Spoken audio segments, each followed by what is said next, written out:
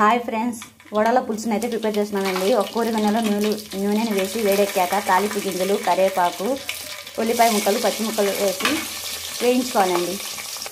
ఇప్పుడు ఇందులో అల్లం, వెల్లుల్లి, పచ్చి కొబ్బరి పేస్టు, టమాటాల ముక్కలు వేసి బాగా మగ్గించుకోవాలి. కొద్దిగా పసుపు, ఉప్పు, కారాన్ని కూడా యాడ్ చేసి బాగా కలుపుకొని 2 నిమిషాలు కుక్ చేసుకోవాలండి.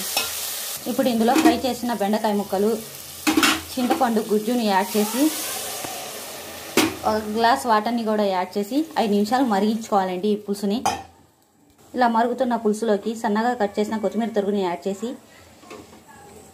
మినప వడల్ని వేసి 2 నిమిషాల పాటు ఈ పులుసుని మళ్ళీ మరిగించుకోవాలండి. ఇప్పుడు ఇందులో కొద్దిగా ధనియాల జీలకర్ర పొడిని యాడ్ చేసి ఒకసారి ఉప్పుని చెక్ చేసుకుంటే